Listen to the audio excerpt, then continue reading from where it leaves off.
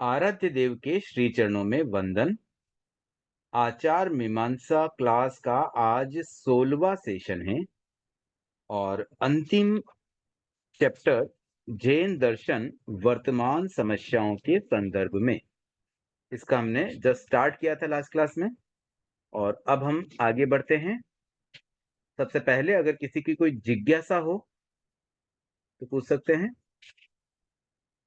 वैसे इन दिनों कोई विशेष जिज्ञासाएं नहीं आ रही, मुझे लगता है ये चैप्टर्स अपेक्षाकृत काफी सरल हैं।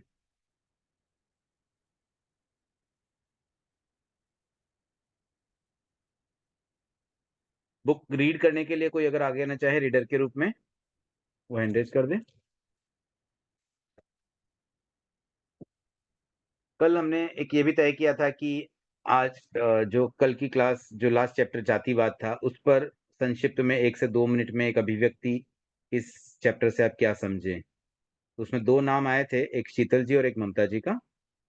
तो अगर वो तैयार हो तो पहले हम उसी से प्रारंभ करते हैं। कोई रेडी है? शीतल जी, हाँ प्रारंभ कर सकते हैं। सर, इस चैप्टर में मैंने जितना दूर समझा कि जन्मना जाति से कर्मना जाति ज्यादा बड़ी होती है।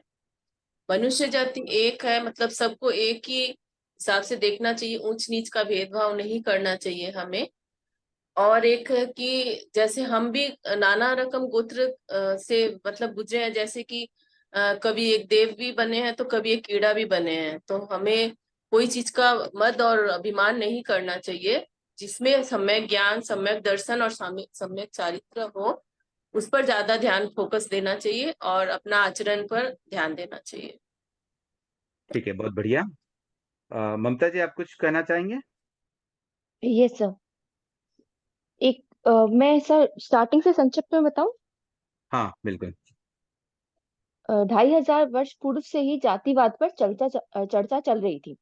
उसमें दो विचारधाराएं थी, एक ब्राह्मण परंपरा के अनुसार, एक श्रमण परंपरा के अनुसार। ब्राह्मण परंपरा जन्मना जाति को मानता है और वही श्रमण परंपरा कर्मणा जाति को। ब्राह्मणों के अनुसार जाति में 5 भेद किए गए हैं, ब्राह्मण, क्षत्रिय, वैश्य, शूद्र और अत्यंज। वही कर्मणा जाति में भगवान महावीर और बुद्ध ने बताया कि वह कर्म और अपनी प्रवृत्ति के अनुसार अ, अ, अ, जातियां होती है। मनुष्य मनुष्यों में समानता भी है और अन्य प्राणियों इस समूह से भिन्न होते हैं, अन्य अन्य समूह से भिन्न है। और इस वजह से इसमें अलग अलग भेद भी पाए गए हैं। कुछ कुछ भेद उपाधियों के आधार पर है, पर अ, अ, वो हमेशा परमानेंट नहीं रहेंगे। वो डिफरेंस कौन कौन सी उपाधियां हो गई, जैसे कोई अलग अलग देश में रह रहा है तो अलग अलग उसके हिसाब से भेद हो गए, कोई भारतीय है कोई अमेरिकी है। अ, फिर भाषा के अनुसार हो सकता है, धर्म के अनुसार हो सकता है, बट इस तरह से अलग अलग भेद हो गए।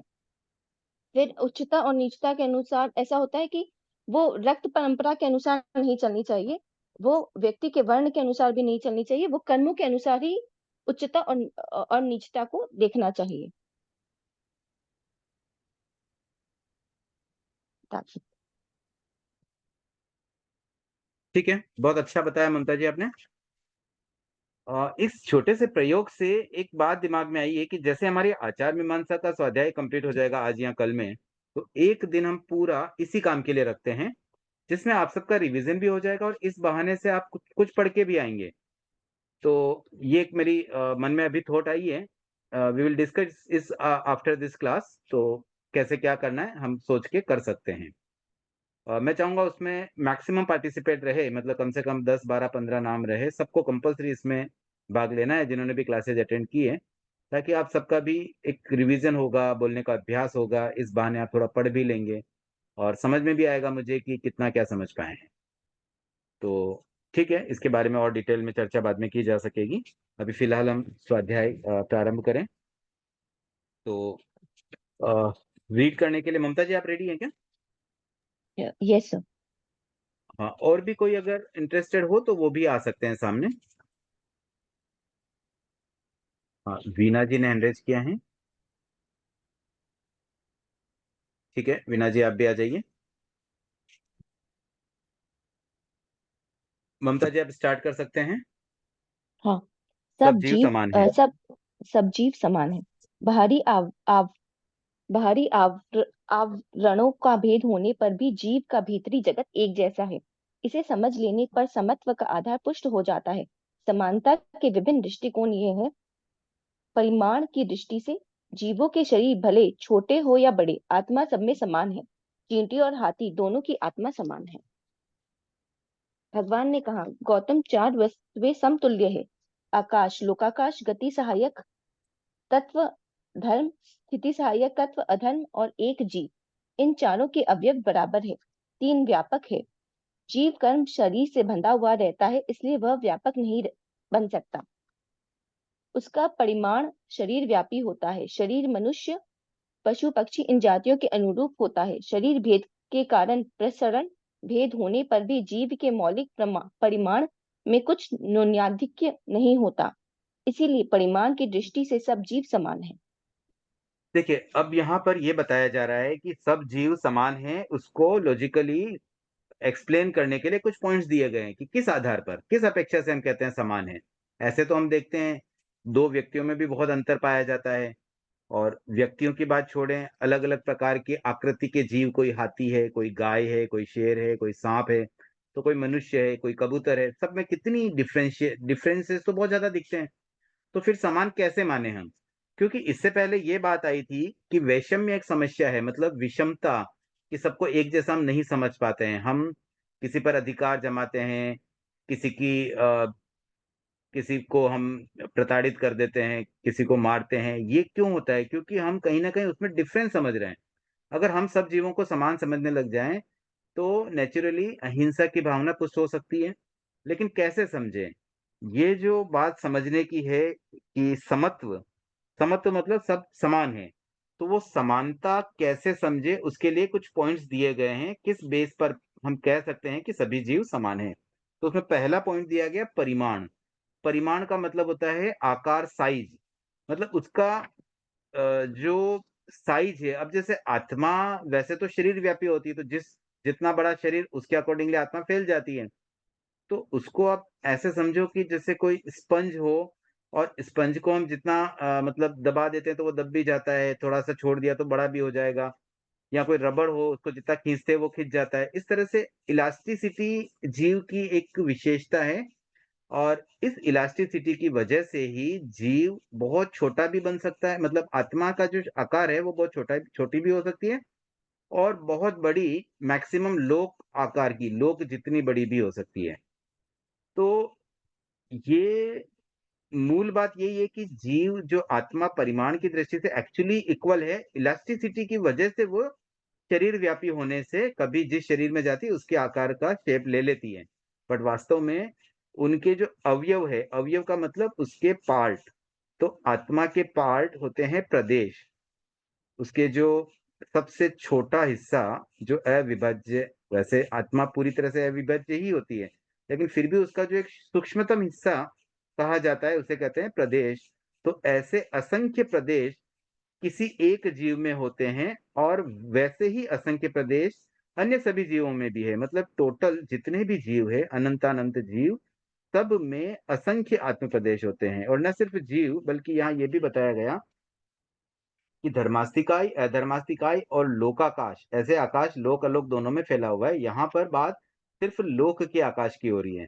तो इन 4 चीज़ों में, मतलब लोकाकाश, धर्मास्तिकाय, अधर्मास्तिकाय एवं जीव, इन चारों में जो प्रदेशों की संख्या है वह समान है, एक जैसी है। सब में असंख्य है, और असंख्य भी समान असंख्य है। तो इस आधार पर हम ये कह सकते हैं कि परिमाण के आधार पर सभी जीव समान हैं। अब आगे बढ़ते हैं। सर, एक क्वेश्चन था, पूछूं? हाँ, बोलिए। तो जब जीव एक शरीर से एक गति से दूसरी गति में जाता है, तब हुँ। भी क्या उसके जो प्रदेश होते हैं वह अविभाज्य रहते हैं? हाँ, बिल्कुल अविभाज्य ही रहते हैं। आत्मा तो टूट ही नहीं किसी सकती, मतलब उसके जो प्रदेश है ना, वो आपस में कभी अलग हो ही नहीं सकते हैं।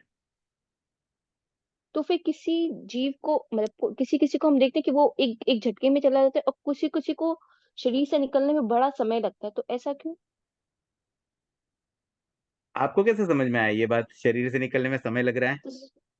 तो सुना हुआ है कि किसी को बहुत समय तक मतलब कि 48 मिनट्स तक टच नहीं करना चाहिए किसी हाँ, मतलब जीव ये की बातें बॉडी को, हम तो क्योंकि देख उसमें के तो नहीं समझ सकते हैं, वो पढ़ने में या सुनने में आई होगी, उसी बेस पर आप कह रहे हैं, तो ठीक है।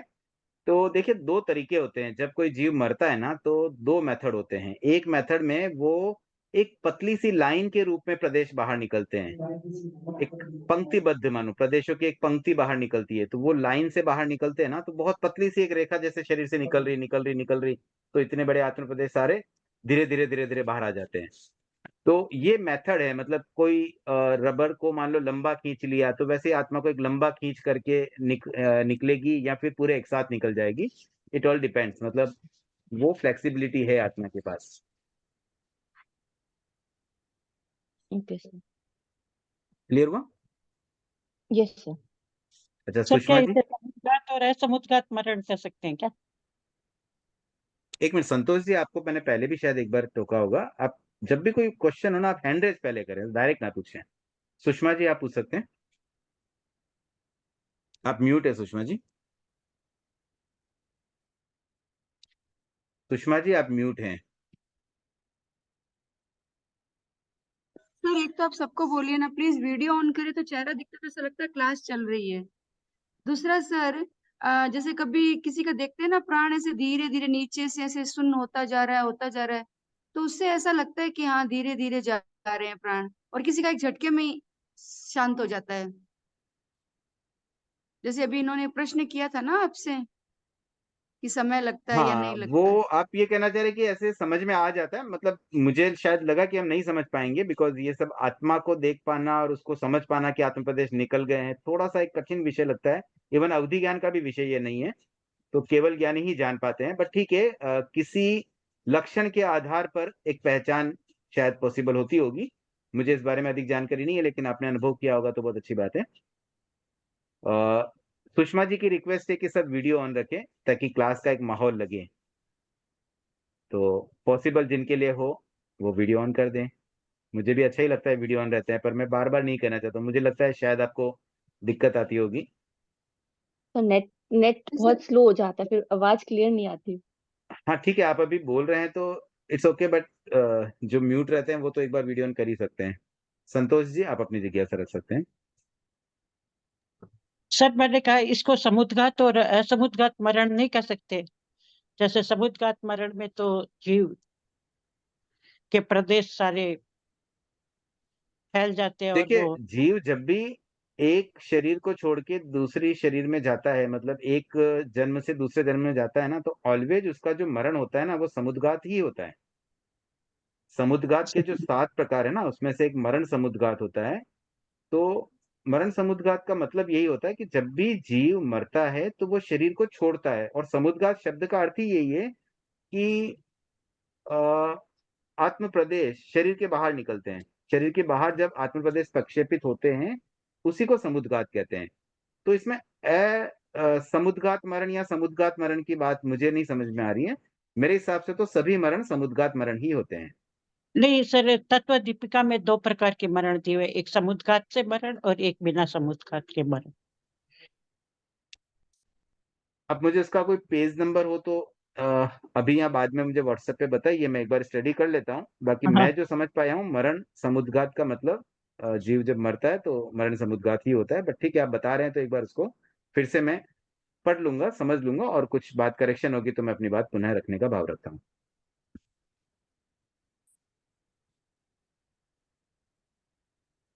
कविता जी?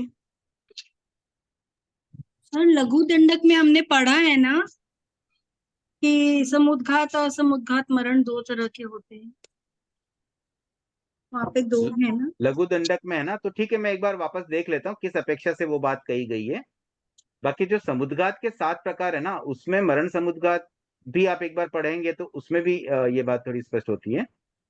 मैंने अभी जो बात की वो उसी अपेक्षा से कही थी। जैन तत्व विद्या जो पुस्तक है, जिसमें हाँ समुद्घात के 7 प्रकार है, वहां पर मरण समुद्घात को इसी रूप में बताया गया है। तो एनीवे आपने बताया तो मैं देख लूंगा, लघु दंडक में भी और देख लूंगा, और भी कोई रेफरेंस हाँ, हो तत्व दीपिका में तो वो भी आप बता सकते हैं संतोष ये जी। 22वां बोल है लघु दंडक का, मेरे सामने किताब उसमें 22वां बोल समुद्घात असमुद्घात मरण। ठीक है, मैं एक बार चेक कर लेता हूँ और उसके बाद फिर हम इस पर पुनः चर्चा या तो कल कर लेंगे, आज क्लास के बाद मैं चेक कर लूंगा। हाँ हाँ। हो सकता है देखिए कभी कोई बात मेरे ध्यान में कुछ गलत रह गई हो, कुछ गलत धारणा की वजह से कोई बात गलत बताने में भी आ सकती है। अच्छा ही है आप इस तरह से बीच में अगर कोई करेक्शन मुझे बता देंगे तो सबको इससे लाभ मिल जाता है। सर सॉरी चलिए, बीच हाँ हाँ संतोष जी और कुछ कहना चाहते हैं? नहीं सर सॉरी बीच में इंटरप्ट किया था आपको। नहीं नहीं कोई बात नहीं, देखिए उसमें कोई ऐसा कोई गलत नहीं हो गया है, ठीक है आपकी भावना, कोई प्रश्न आ गया पूछ लिया, कोई उसमें भी गलत नहीं, लेकिन एक व्यवस्था की नहीं दृष्टि से मुझे लगता है एक व्यवस्थित नहीं, काम हो तो क्लास में एक डिसिप्लिन लगता है, बस और कोई बात नहीं नहीं। वो उसी से रिलेटेड था ना, इसीलिए मैंने कहा, मेरा प्रश्न अलग नहीं था इसलिए कहा था। पर सॉरी, आगे से ध्यान रखूंगी। हाँ बट फिर भी एक सिस्टम को हम फॉलो करें ना हाँ तो नहीं, अच्छा फिर लगता है। आगे से ध्यान रखेंगे। जी जी ठीक है, अब और कोई जिज्ञासा तो है नहीं, आगे बढ़ते हैं। जीव समान है में दूसरी अपेक्षा बताई गई है, ममता जी कंटिन्यू करेंगे।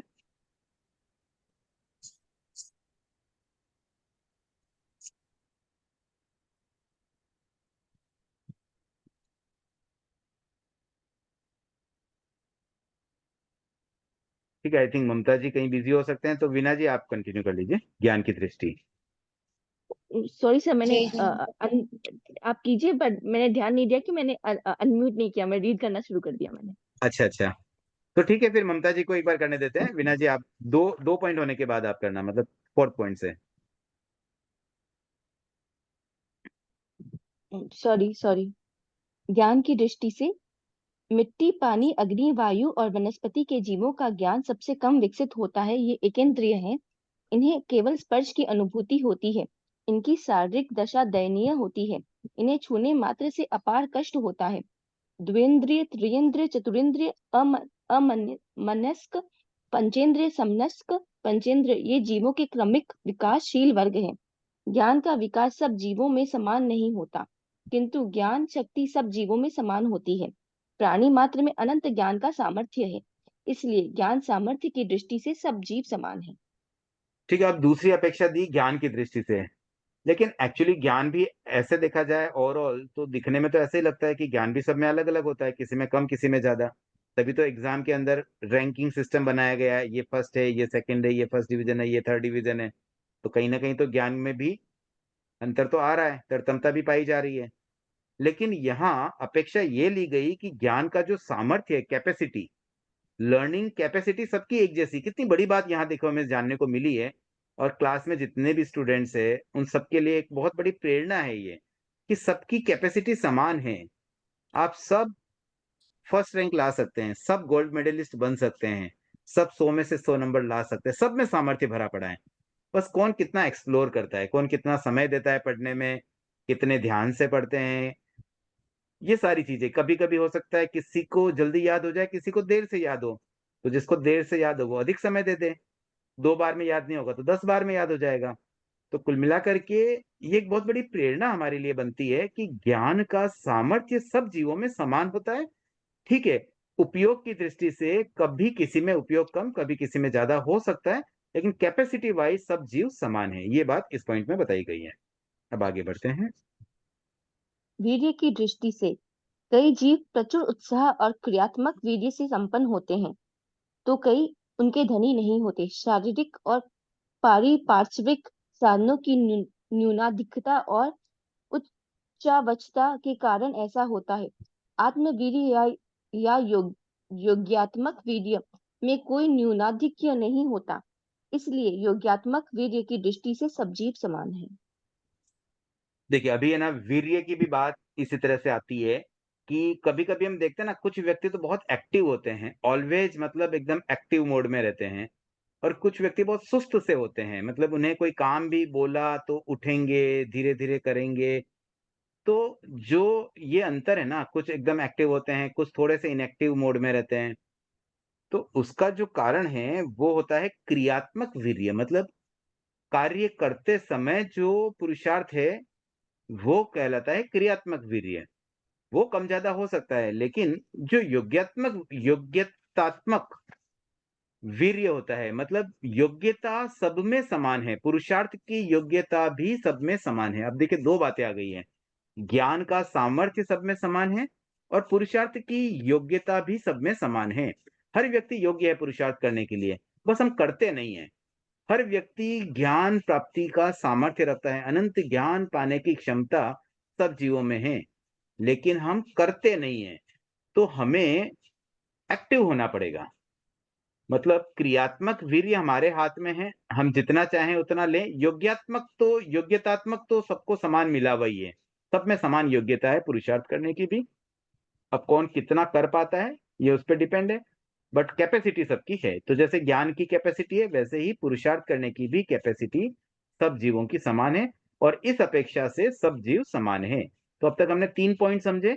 एक परिमाण था कि आकार, साइज, नंबर ऑफ प्रदेशों की संख्या आदि, इसके बेसिस पर सब जीव समान थे। दूसरा ज्ञान की योग्यता की दृष्टि से, और तीसरा हो गया योग्यात्मक वीर्य की अपेक्षा से।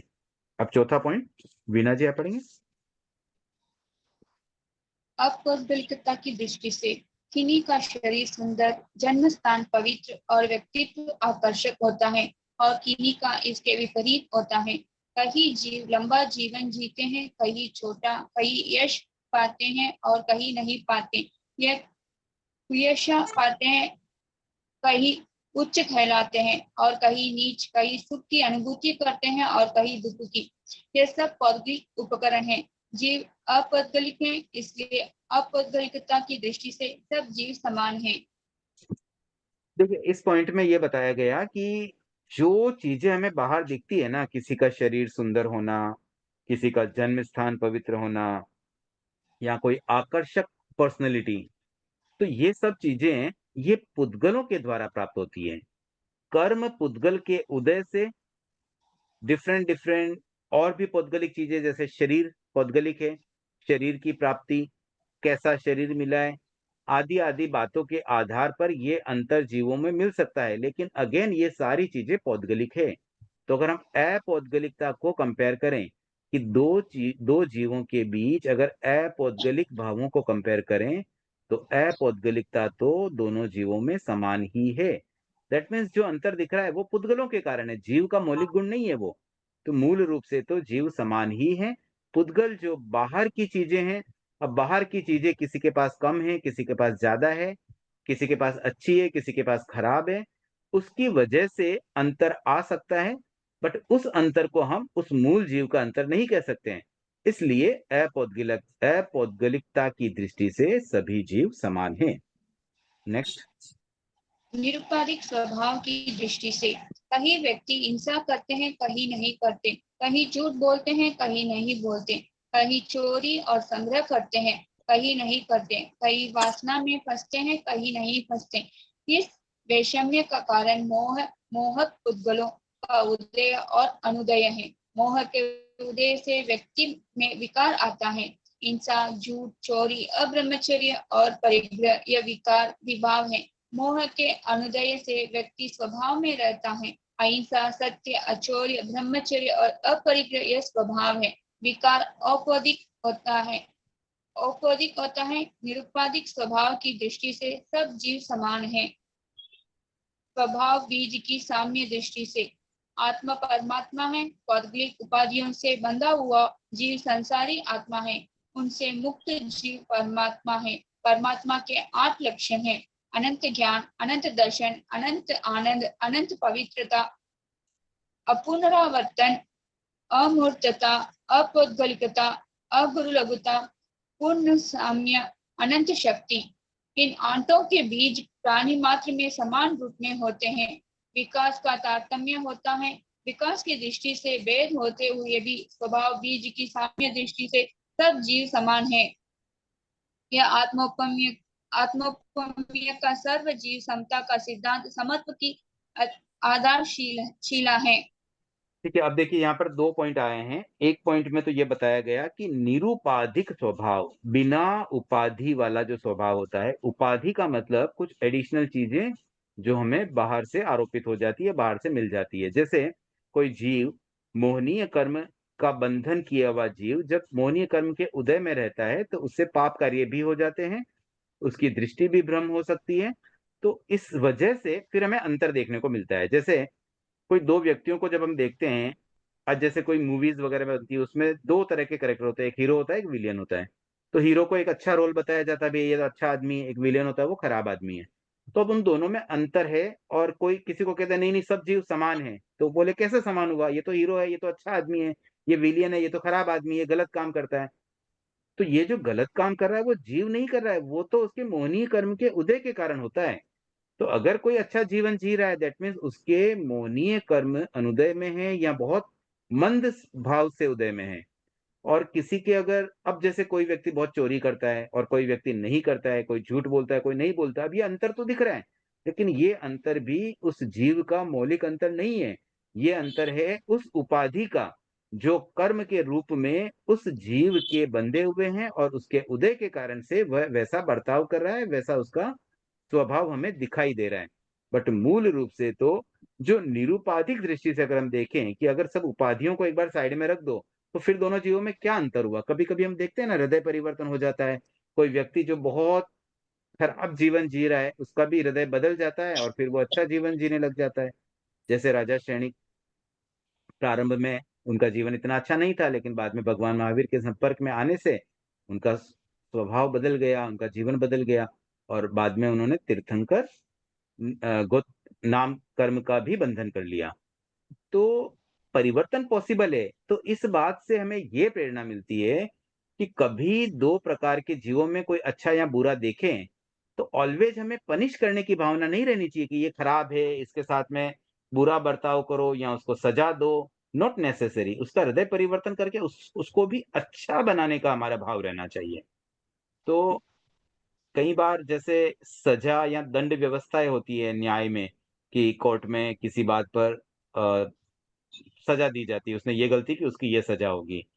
बट समटाइम्स इन कुछ कंट्रीज़ में सज़ा की बजाय उन्हें सुधार केंद्र में भर्ती किया जाता है कि वहाँ पर उनका परिष्कार किया जाए। तो ऐसे भी काफ़ी कंट्रीज़ में ऐसे भावधारा चलने लगी है अभी, कि सज़ा देना इज़ नॉट अ सॉल्यूशन। सज़ा दे देंगे, सज़ा काट लेगा, फिर वो गलतियाँ करेगा। इससे अच्छा तो इसका मन बदला जाए, इसका हृदय परिवर्तन किया जाए, उस व्यक्ति को अच्छा बनाया जाए, ताकि ये पूरा देश अच्छा बन जाए। तो ये चीज़ यहाँ भी जानने जैसी यही है कि क्योंकि सब जीव समान हैं, अब ये जो भी सोच जिस कंट्री में आई है, उसका मूल रीज़न यही है कि उन्होंने ये समझा कि देखो जीव वो भी हमारे जैसा ही है। ठीक है, उसको कोई सही संस्कार नहीं मिल पाए, वो चोरी करना सीख गया, लेकिन कहीं न कहीं अगर उसको अच्छी बातें बताई जाएगी तो हो सकता है वो पुनः सुधर जाए, हमारे जैसा अच्छा जीव बन जाए। तो एक्चुअली निरुपाधिक स्वभाव की दृष्टि से सभी जीव समान ही होते हैं और जो हमें बुराइयां किसी में दिख जाती है कि देखो ये ऐसा करता है या वैसा करता है, तो उसका कारण तो आउटर चीजें हैं, कर्म के कारण हो रहा है, जो कर्म बाहर से उस पर अटैक करके उस पर हावी हो गए हैं, बट मूल जीव तो समान है। और ऐसा सोचने से हमारे मन में एक्चुअली दया की भावना आएगी। अक्सर क्या होता है ना, ये दया एक शब्द ऐसा है कि हम किसी ऐसे व्यक्ति पर दया मन में पहले मतलब भाव आते हैं कि जो कोई खराब कंडीशन में हो। जैसे मान लीजिए किसी के साथ में कोई अत्याचार हो रहा है, कोई किसी को मार रहा है, तो हमेशा हम दया किस पे करते हैं? जो मार खा रहा है। बट एक्चुअली मुझे ऐसा लगता है ना कि रियल दया का हकदार तो मारने वाला व्यक्ति है। क्योंकि मारने वाला व्यक्ति गलत कर रहा है। अगर हम उस पर दया करें, तो उस पर दया इस रूप में हो सकती है कि हम उसको समझाएँ, वो किसी को न मारे, उसको हम सुधारें। तो दया एक्चुअली उसको ज़रूरत है क्योंकि वो बिगड़ा हुआ है। उसकी जो निरुपाधिक अवस्था थी, उससे वो थोड़ा-सा डिफरेंट हो गया उपाधियों के कारण से, वो हिंसा कर रहा है या गलत काम कर रहा है। तो गलत काम करने वाले व्यक्ति पर दया आनी चाहिए और इसलिए आनी चाहिए कि भई चलो उसको कोई एक बीमारी हो गई, भई कोई बाहर से अटैक हो गया, जैसे वायरस का अटैक होता है, बीमार हो जाता है व्यक्ति, वैसे ही कर्मों के प्रभाव से वो प्रभावित है। तो उससे उसको कर्मों से कैसे छुटकारा दिलवा दें हम, ताकि वो अच्छा इंसान बन जाए। इस रूप में भी दया की जा सकती है। तो निरुपाधिक स्वभाव की दृष्टि से सब जीव समान होते हैं और हमें बहुत ज़्यादा कभी इस तरह से घृणा नहीं करनी चाहिए कि ये खराब व्यक्ति है, इसके प्रति हम घृणा करें। बस मन में यही रहना चाहिए कि चलो उससे कुछ गलतियाँ हो रही है, कोई कर्मों का होगा बंधन, बट हमारे लिए मन में तो एक एक जैसी मतलब समत्व भाव वहाँ भी रहनी चाहिए कि नहीं सब जीव होते तो सब समान ही हैं।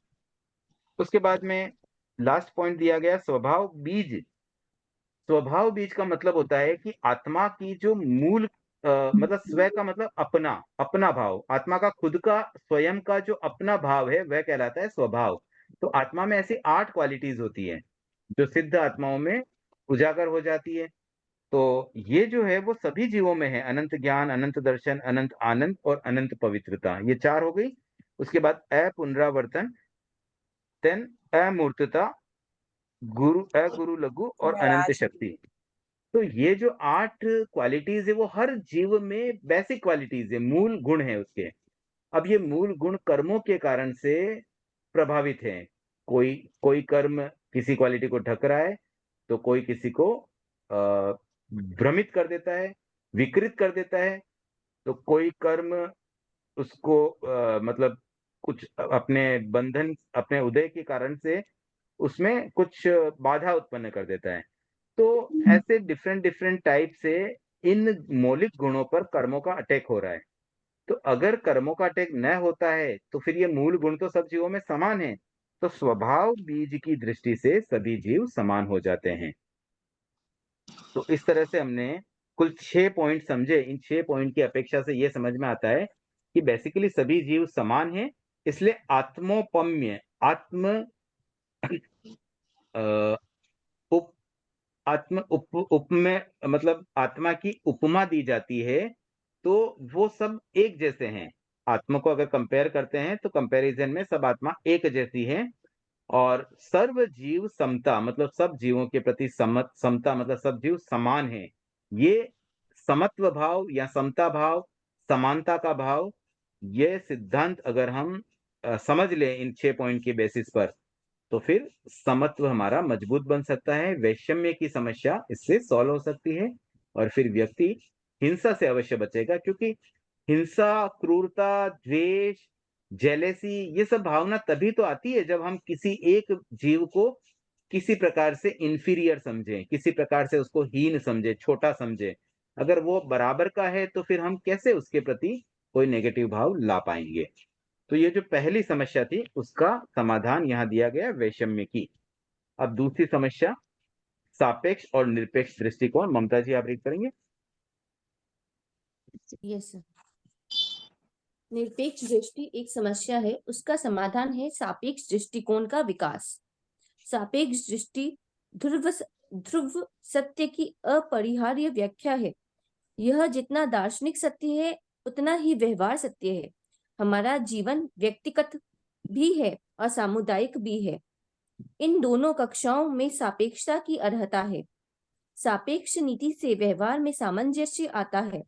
उसका परिणाम है मैत्री, शांति और व्यवस्था। निरपेक्ष नीति अवहेलना, तिरस्कार और घृणा पैदा करती है। परिवार, जाति, गांव, राज्य, राष्ट्र और विश्व ये क्रमिक विकासशील संगठन है। संगठन का अर्थ है सापेक्षता। सापेक्षता का नियम जो दो के लिए है वही अंतरराष्ट्रीय जगत के लिए है। एक राष्ट्र दूसरे राष्ट्र की अवहेलना कर अपना प्रभुत्व साधता है, वह असमंजसता खड़ी हो जाती है। असमंजसता खड़ी हो जाती है। उसका परिणाम है कटुता, संघर्ष और अशांति। निरपेक्षता के 5 रूप बनते हैं: वैयक्तिक, जातीय, सामाजिक, राष्ट्रीय और अंतरराष्ट्रीय। इसके परिणाम है वर्ग भेद, अलगाव, अव्यवस्था, संघर्ष, शक्ति क्षय, युद्ध और अशांति। सापेक्षता के रूप भी 5 है: वैयक्तिक, जातीय, सामाजिक, राष्ट्रीय और अंतरराष्ट्रीय। इसके परिणाम है समता प्रधान जीवन, सामीप्य, व्यवस्था, स्नेह, शक्ति संवर्धन, मैत्री और शांति। देखिए, सापेक्ष और निरपेक्ष दृष्टिकोण, इसकी मैं व्याख्या करूं उससे पूर्व एक बात और माइंड में आई है, मैं ये आप सबसे कहना चाहता हूं। एक प्रयोग रूप में आप ये भी कर सकते हैं। आप जब भी, जैसे आप अभी एग्जाम देना चाहते हैं ज्ञान आचार मीमांसा पुस्तक की, तो इसके एक एक पैराग्राफ को आप रीड करें और बहुत ध्यान से रीड करें, बिल्कुल शुद्धता के साथ रीड करें। रीड करके उसकी रिकॉर्डिंग करके अपने ही व्हाट्सएप पर एक अपना पर्सनल ग्रुप बना दें, जिसमें आप अकेले रहें, मतलब कि पहले किसी को ऐड कर दे बाद में रिमूव कर दे तो वो ग्रुप बना रह जाता है, तो उसमें आप खुद ही रहेंगे।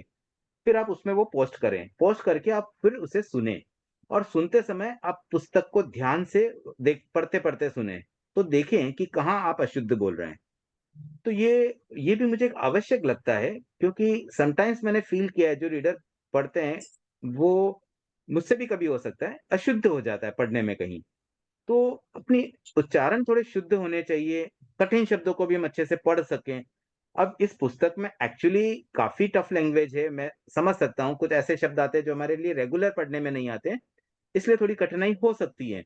बट फिर भी हम प्रयास करेंगे, और फिर इस रूप में जब आप रिकॉर्डिंग करके सुनेंगे और जहाँ करेक्शन लगता है उसमें आप अंडरलाइन भी करें और फिर से उसका उच्चारण करें और पुनः एक बार रिकॉर्डिंग करें, तो इससे आपके उच्चारण भी शुद्ध बनेंगे और बार-बार आप उसी बुक के कंटेंट को भी पढ़ेंगे और सुनेंगे, तो उससे आपकी एग्ज़ाम पर्पज़ से भी आपकी तैयारी हो जाएगी।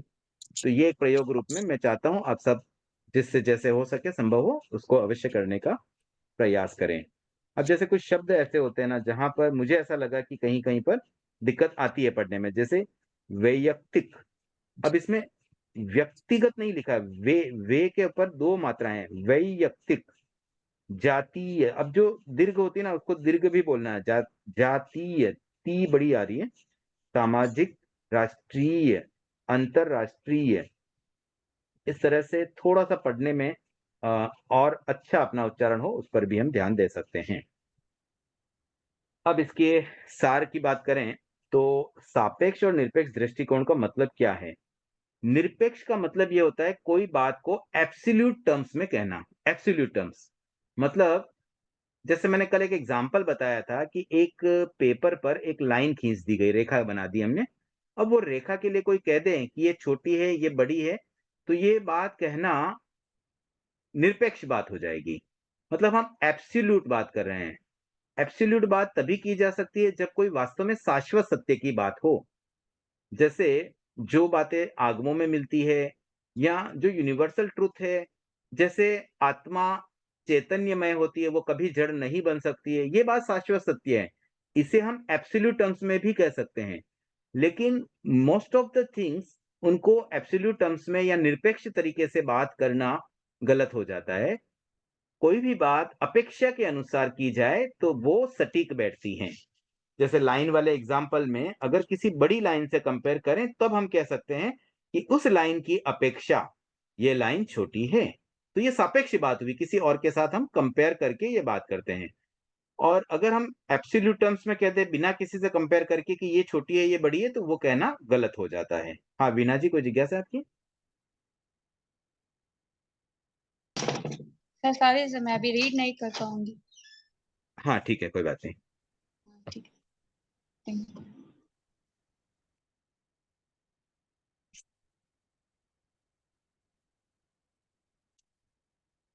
तो वो जो निरपेक्ष दृष्टि है ना, वो भी एक समस्या है और अक्सर इसके कारण से हम अपनी बात को गलत तरीके से रख लेते हैं या फिर जिद में पड़ जाते हैं। हम इस तरह से बात करने लगते हैं जहाँ पे हमारा ईगो झलकने लगता है या फिर हम भावावेश में भी कभी इस तरह की बात कह देते हैं जो शायद पूरी तरह से सत्य न हो। और कई बार ऐसा हो सकता है कि इस तरह से निरपेक्ष बात करने से झगड़े भी हो सकते हैं। तो बात किस तरह से कहनी चाहिए वो होती है सापेक्ष नीति। मतलब कंपेयर करके उस आधार पर कोई बात की जाए तो फिर वो बात सटीक बैठती है और किसी के भी गले आराम से उतर पाती है। अब जो डिफरेंट डिफरेंट संगठनों की यहाँ बात की गई है, परिवार से प्रारंभ करके परिवार, जाति, गांव, राज्य, राष्ट्र और विश्व, यहाँ तक विकासशील जो संगठन है, वो संगठन का मतलब ही यहाँ सापेक्षता बताया गया है। आज जैसे देश है, तो देश कैसे देश है? क्योंकि ये सापेक्षता की दृष्टि से देश है। अब कोई असम का व्यक्ति और हम यहाँ मान लीजिए कोई गुजरात में बैठा है, कोई महाराष्ट्र में बैठा है, कोई बंगाल में बैठा है, उसके साथ कंपेयर करें, तो वहाँ अपेक्षा देश की अपेक्षा से ही तालमेल बैठता है कि भई तुम भी भारतीय, मैं भी भारतीय, बोथ आर इंडियन। तो ये एक अपेक्षा बनी, एक बेस बना जिसकी वजह से हम एक एकात्मकता बना पाए, एक संगठन बना पाए। तो अब दिक्कत कहाँ आती है जब एक राष्ट्र दूसरे राष्ट्र की अवहेलना करना लगता है, अवहेलना करके अपने आप को बड़ा बनाने लगता है। जैसे मान लीजिए किसी एक देश के पास अधिक समृद्धि है, उसके पास संसाधन अधिक है, रिसोर्सेज ज़्यादा है, इनकम ज़्यादा है और उस वजह से उसके पास में टेक्नोलॉजी अधिक है, वो पावर उसके पास ज़्यादा है। अब किसी देश के पास मान लो पावर कम है, तो वो ये सोच ले कि नहीं मुझ में ज़्यादा पावर है, तो मैं जैसा बोलूँगा वैसा ही उस देश को करना पड़ेगा। तो वो उनको फ़ोर्स करे कि नहीं आप हमको पेट्रोल इस रेट में ही दोगे। अब उसकी मर्ज़ी, उसका पेट्रोल वो चाहे जैसे दे, भले उसके पास आपसे कम पैसा है, लेकिन वो आपकी दादागिरी क्यों सहन करे? तो यहाँ निरपेक्षता से वो व्यक्ति ऐसा बोल रहा था, लेकिन सापेक्षता ये होनी चाहिए कि भई वो उसकी एक अपनी बाउंड्री है, उस अपेक्षा से उसका अपना वर्चस्व है, वो उसकी जो मर्ज़ी है उस रेट में वो दे। I cannot force him. तो ये सापेक्षता हर जगह आवश्यक है। निरपेक्षता के जो 5 रूप बताए गए हैं, वैयक्तिक मतलब व्यक्तिगत, जातीय मतलब जाति के स्तर पर, और समाज के स्तर पर, राष्ट्र के स्तर पर और अंतर्राष्ट्रीय स्तर पर। तो ये 5 निरपेक्षता के रूप में मतलब इन एरियाज़ में कोई व्यक्तिगत स्तर स्तर पर निरपेक्षता कर सकता है, कोई सामाजिक स्तर पर, कोई अंतर्राष्ट्रीय स्तर पर। तो इससे प्रॉब्लम क्या आती है? जब निरपेक्षता की बात आएगी, तो उससे क्या होगा? वर्ग भेद हो जाएगा, अलगाव हो जाएगा, अव्यवस्थाएँ आ जाएगी, संघर्ष की स्थिति आएगी, युद्ध की स्थिति आएगी और अशांति का माहौल पैदा होगा। तो ये निरपेक्षता के परिणाम बताए गए हैं। और इसके अपोजिट अगर सापेक्षता हो इन्हीं 5 चीज़ों में मतलब वैयक्तिक, जातीय, सामाजिक, राष्ट्रीय और अंतर्राष्ट्रीय, इनमें अगर सापेक्षता रही, तो उसके रिज़ल्ट ये आएँगे कि एक तो समता प्रधान जीवन हो जाएगा, समत्व की भावना रहेगी, सामीप्य रहेगा, एक-दूसरे के में निकटता का भाव आएगा, दूरियाँ नहीं आएगी मतलब एक-दूसरे के पास आना चाहेंगे, व्यवस्थाएँ अच्छी होगी, स्नेह रहेगा, शक्ति बढ़ेगी। एक तो संघर्ष होता है, युद्ध होता है, तो सबका नुकसान होता है और एक शक्ति बढ़ती है। दूसरा मैत्री और शांति, तो ये सारे उसके परिणाम बताए गए हैं। तो ये 2 प्रकार के दृष्टिकोण हैं, अगर कोई सापेक्षता के साथ सोचेगा, तो वो उससे अच्छे रिज़ल्ट आएँगे और कोई निरपेक्षता के साथ सोचता है, तो उससे रिज़ल्ट खराब आ सकते हैं। अब आगे बढ़ते हैं, ममता जी। व्यक्ति और समुदाय। व्यक्ति अकेला ही नहीं आता, वह बंधन के बीच साथ लिए आता है। अपने हाथों उन्हें सींच विशाल वृक्ष बना लेता है। वही निकुंज उसके लिए बंधन गृह बन जाता है। बंधन लादे जाते हैं, यह तात्कालिक सत्य है। स्थायी सत्य यह है कि बंधन स्वयं विकसित किए जाते हैं। उन्हीं के द्वारा वैयक्तिकता समुदाय से जुड़कर सीमित हो जाती है। वैयक्तिकता और सामुदायिकता के बीच भेद रेखा खींचना सरल कार्य नहीं है। व्यक्ति व्यक्ति ही है। सब स्थितियों में वह व्यक्ति ही रहता है। जन्म, मौत और अनुभूति का क्षेत्र व्यक्ति की वैयक्तिकता है। सामुदायिकता की व्याख्या पारस्परिकता के द्वारा ही की जा सकती है। दो या अनेक की जो पारस्परिकता है वही समुदाय है। पारस्परिकता की सीमा से इधर जो कुछ भी है वह वैयक्तिकता है। व्यक्ति का आंतरिक क्षेत्र वैयक्तिक है। वह उससे जितना बाहर जाता है उतना ही सामुदायिक बनता चलता है। ठीक है, एक बार रोकना व्य- चाहूँगा। देखिए, यहाँ ये बताया गया है कि व्यक्ति जो है ना, वो अकेला नहीं आता है, उसके साथ में बंधन के बीच लेके आता है, मतलब कर्म साथ में लेके आता है। जो कर्म उसके बंधे हुए हैं, वो उसको साथ में लेके जाता है और ऐसा लगता है कि कोई जीव बंधन से लदा हुआ है, लेकिन ये भी एक्चुअली तात्कालिक सत्य है। वास्तव में तो बंधन से कोई लदा हुआ नहीं होता, उसने स्वयं बंधन को बाँधा है, मतलब स्वयं उसने इनवाइट किया है बंधनों को। तो जहाँ व्यक्तिगत बात आती है, वहाँ पर उसके साथ में उसकी अपनी निजी जो भी चीज़ें जैसे जन्म, मौत, अनुभूति ये सब वैयक्तिक है।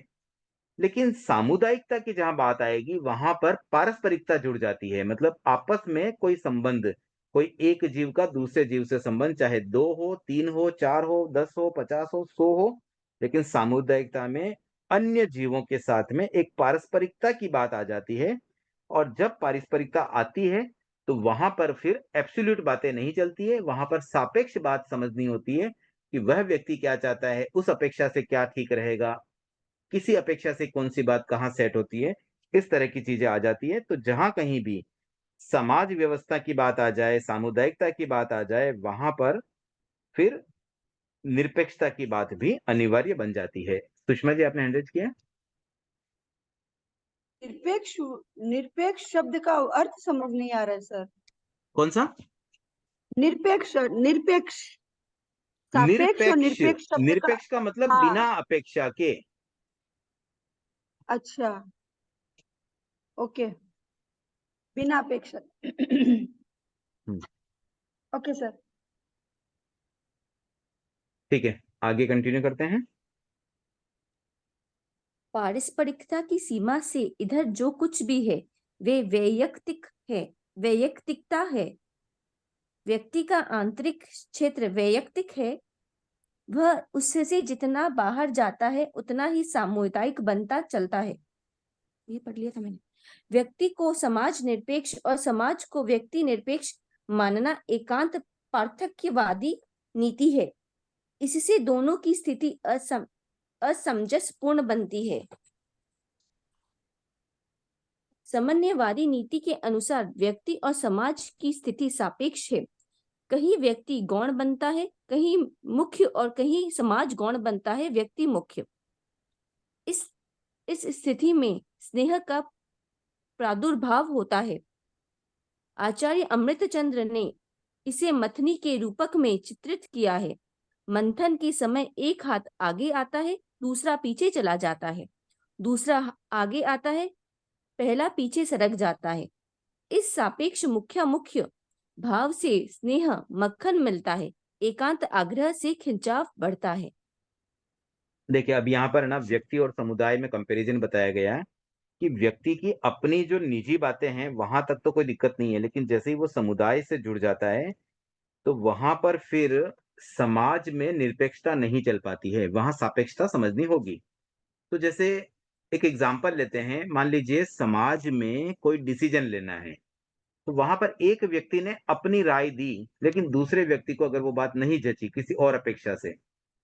अब जैसे कितनी ऐसी बातें हो सकती है, मान लीजिए कोई प्रोग्राम रखा जाए और उसमें भोजन के मेन्यू को ही मान लीजिए बेस बना दिया गया। अब किसी व्यक्ति को डायबिटीज थी, उसने कह दिया नहीं मिठाई विठाई तो आजकल कौन खाता है, हम प्रोग्राम में मिठाई नहीं रखेंगे। अब दूसरे व्यक्ति ने कहा नहीं नहीं, मिठाई के बिना कोई प्रोग्राम में खाने में क्या मजा आएगा। तो अब अगर वो अपनी बात पे अड़ जाए, क्योंकि वो उसकी पर्सनल प्रॉब्लम थी, उसको डायबिटीज है। अब यहाँ जब समाज का प्रोग्राम है या कोई सार्वजनिक कार्यक्रम है, वहां तो हमें सबका देखना पड़ेगा। तो वहां उसको निरपेक्षवादी नहीं बनना चाहिए। वो ये ना सोचे कि जो मुझे पसंद है बस मैं वैसा कर लूं, उसको सबका देखना पड़ेगा। तो जब सबकी बात देखते हैं तो वही सापेक्षता आ जाती है कि हमने इस अपेक्षा से मिठाई रखी कि कई व्यक्ति मिठाई खाते हैं, तो ये हो गई सापेक्षता। निरपेक्षता तो ये रहती कि नहीं भाई मिठाई कौन खाता है, मुझे तो डायबिटीज है, मैं तो मिठाई खाता नहीं, इसलिए मिठाई नहीं रखेंगे, तो ये बात हो जाएगी निरपेक्षता। तो जहां सामुदायिकता की बात आएगी वहां पर अन्य व्यक्तियों की ओपिनियन या अन्य व्यक्तियों की जो इच्छाएं हैं उसको गौण नहीं करते हुए सबको साथ रखना होता है। तो जैसे यहाँ पे मथनी का एग्जाम्पल दिया, छाछ भिगोते समय जब मथते हैं तो कभी एक हाथ लेफ्ट हैंड आगे रहेगा तो उस समय राइट हैंड पीछे हो जाता है, कभी राइट हैंड आगे रहेगा तो लेफ्ट पीछे हो जाएगा। तो सभी बातें रखी जाती है, कभी किसी एक व्यक्ति की बात रह जाए, कभी दूसरे की भी रखी जाए। इस तरह से अगर व्यवस्था की जाती है तो उससे सामुदायिक व्यवस्थाएं और वहां जो एक माहौल बनता है, सौहार्दपूर्ण माहौल, वो आराम से बन पाता है। तो सापेक्षता की आवश्यकता समुदाय में अधिक पड़ती है। तो जहां व्यक्ति और समुदाय में कंपैरिजन आता है तो फिर समुदाय वाली स्थिति में व्यक्ति को अपनी निरपेक्षवाद को साइड में रखकर, या यूं कह दो कि अपने ईगो को साइड में रख करके समाज के साथ चलने से वो समाज का काम या समुदाय का काम अच्छा हो पाता है।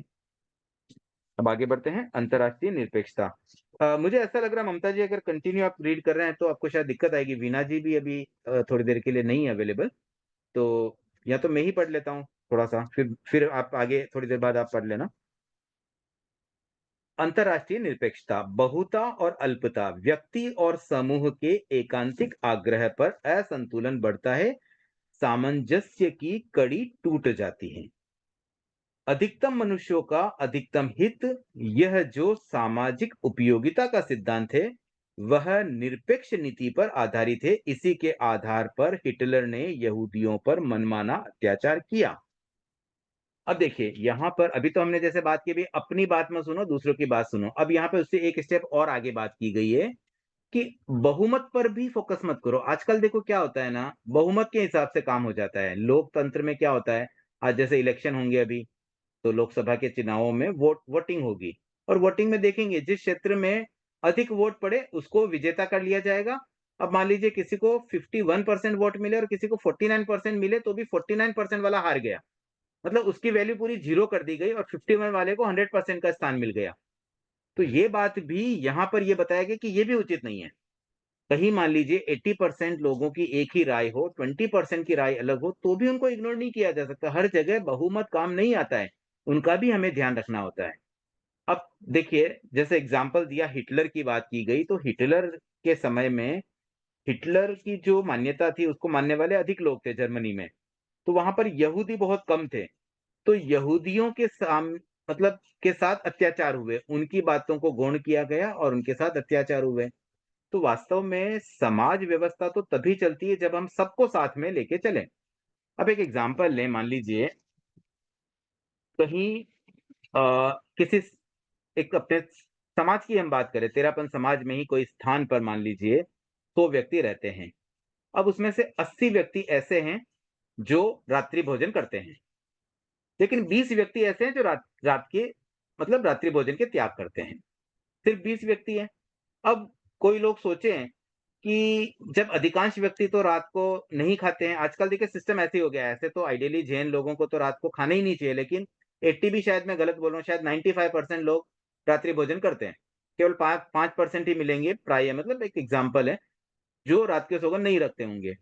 अब कोई व्यक्ति सोचे कि चलो अब हमारे घर में शादी का फंक्शन है और समाज के सब व्यक्ति आ रहे हैं, तो भी अपने जैन समाज में तो कोई दिक्कत नहीं है, सब रात को खाते ही है, तो हम तो रात को रखें। अधिकांश व्यक्ति खाते तो रात को ही भोजन रखते हैं, तो उन्होंने मान लो टाइम डाल दिया भी 7:30 बजे से हम खाना शुरू करेंगे। अब जो 5% व्यक्ति रात्रि भोजन के त्याग रखते हैं, वो तो बेचारे भूखे रह जाएंगे, वो तो आ ही नहीं पाएंगे, या तो घर से खा के ही आओ, तो फिर आके क्या करेंगे, भोजन पे आमंत्रित किया। तो होना ये चाहिए, यहाँ पर सापेक्षता ये कहती है कि अगर 5% व्यक्ति भी रात्रि भोजन के त्याग करते हैं, तो हम उनका भी सम्मान करें और रात्रि भोजन की व्यवस्था रखी जाए उनके लिए, मतलब 6 बजे ही भोजन शुरू हो जाए और वो भी प्रॉपरली उनका भी भोजन हो सके। भले कम व्यक्ति है तो क्या हुआ? तो हर जगह बहुमत काम नहीं आता है। कोई एक व्यक्ति भी रात्रि भोजन वाला आ जाए, तो हमें तो खुशी होनी चाहिए कि चलो एक जैन व्यक्ति, रात्रि हम कमज़ोर हैं, हम नहीं कर पा रहे, लेकिन कोई कर रहा है, तो हम उसका सम्मान करें। लेकिन होता क्या है प्राय, लोग देखते हैं अब 6 बजे कौन व्यवस्था करे, खाना 8 बजे पहले शुरू होता नहीं है, 2 घंटे पहले बनाएँगे, सब ठंडा हो जाएगा, तो जाने दो, रात के भोजन वाले को इग्नोर करो।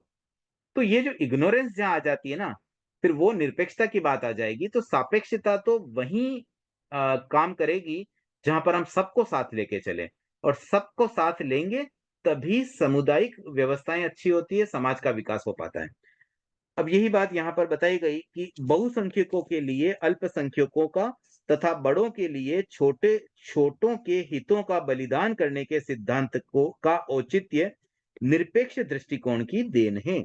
तो ये जो बात आती है ना, ये सिर्फ निरपेक्ष दृष्टिकोण से ही ऐसा हो सकता है कि कोई भी चीज में वोटिंग करा लो। अरे वोटिंग काम नहीं करती हर जगह। एक भी व्यक्ति अगर नाराज है, क्यों है, वो भी हमारे परिवार का हिस्सा है, समाज का हिस्सा है, तो हम उसकी भी बात सुने। कभी कभी हो सकता है कि एक व्यक्ति सब पे भारी पड़ जाए, उसकी बात इतनी दमदार हो कि अन्य व्यक्तियों को उसके सामने झुकना पड़ जाए, उसकी बात माननी पड़ जाए।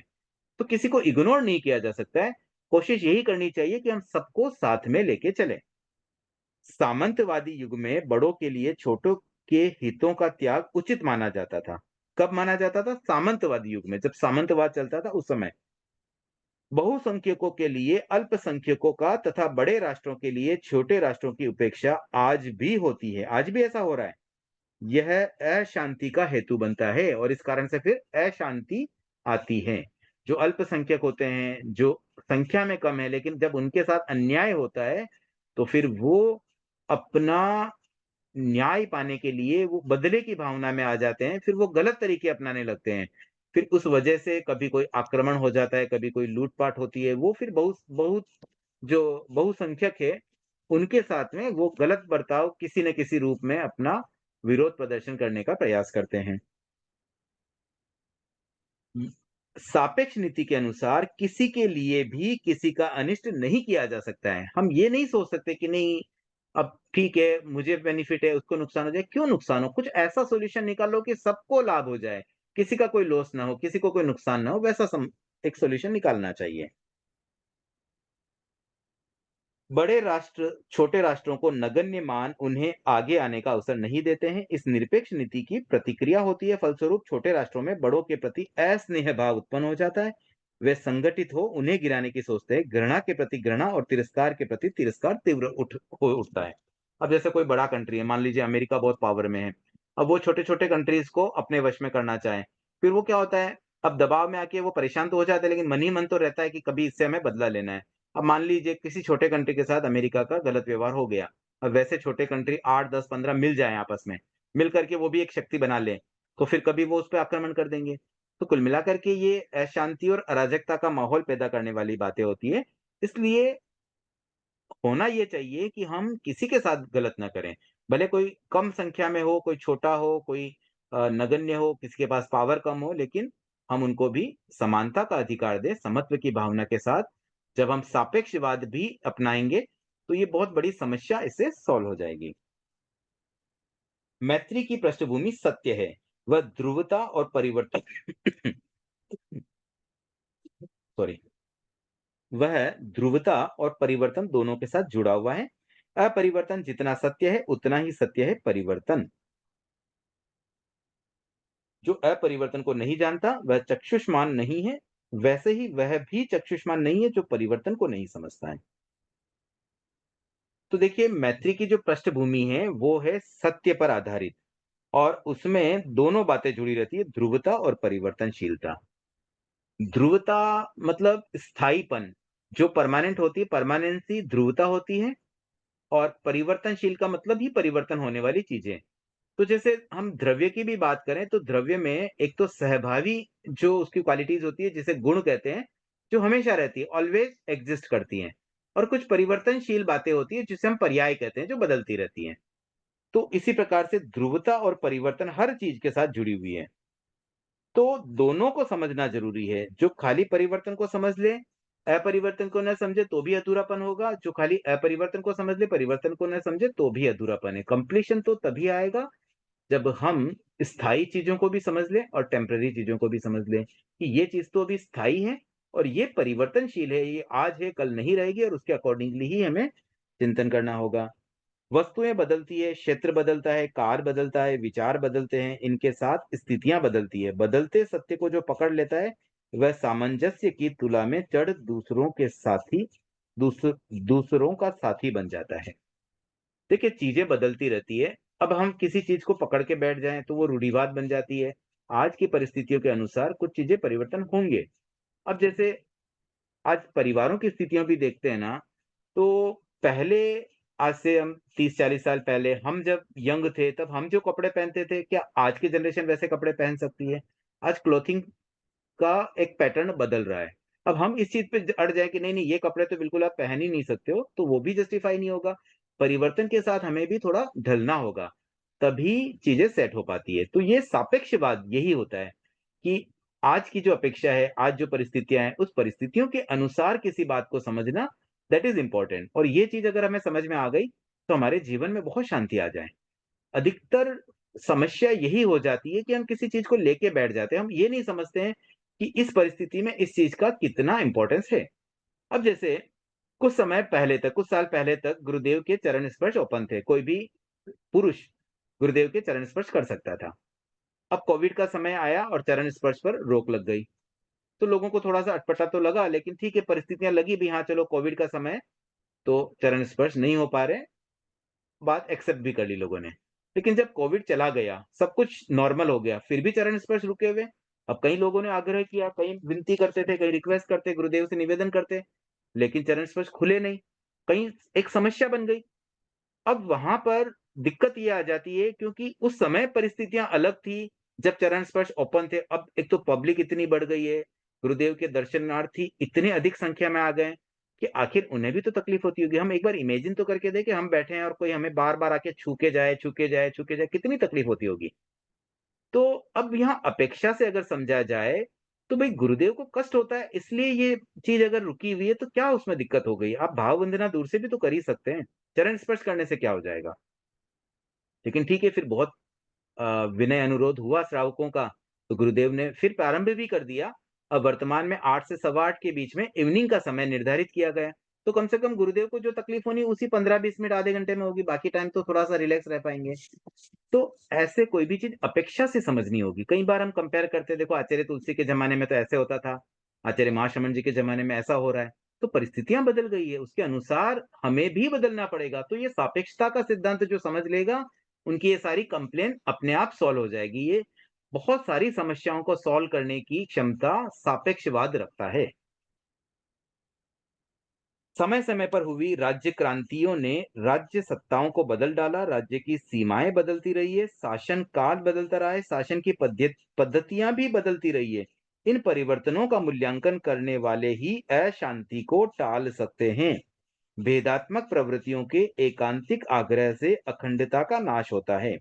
अभेदात्मक वृत्ति के एकांत आग्रह से खंड की वास्तविकता और उपयोगिता का लोप होता है।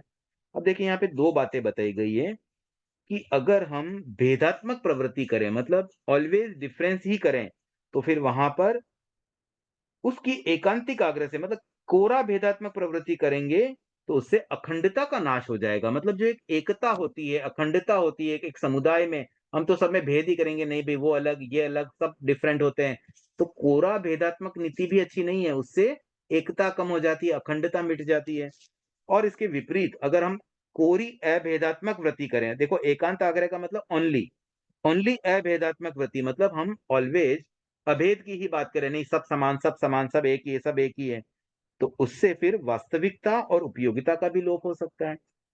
तो जहां डिफरेंस करना होगा वहां डिफरेंस भी करना पड़ेगा, जहां सिमिलरिटी चाहिए वहां समानता भी दिखानी पड़ेगी। कोई भी दो चीजें किसी न किसी अपेक्षा से अवश्य समान होती है, तो किसी न किसी अपेक्षा से असमान भी होती है। तो जिसमें जो समानताएं हैं उन समानताओं को समानता के रूप में देखना, और जो डिफरेंसेज है उन डिफरेंसेज को उस रूप में देखना, यह अनेकांत नीति हो जाएगी।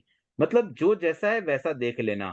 और एकांत नीति में कोरा डिफरेंस समझ लिया, नहीं भाई इनमें तो अंतर ही है, अरे ठीक है चार अंतर है कुछ समानता भी तो है, या कुछ समानताओं को ही बेस बना के कोरी समानता समझ लेना, वो भी गलत हो जाएगा। तो दोनों का तालमेल आवश्यक है। व्यष्टि और समष्टि तथा अपरिवर्तन और परिवर्तन के समन्वय से व्यवहार का सामंजस्य और व्यवस्था का संतुलन होता है, वह इनके असमन्वय में नहीं होता है। अब तक जो भी हमने पढ़ा, कोई जिज्ञासा अगर हो तो आप बीच बीच में हैंड रेज कर सकते हैं।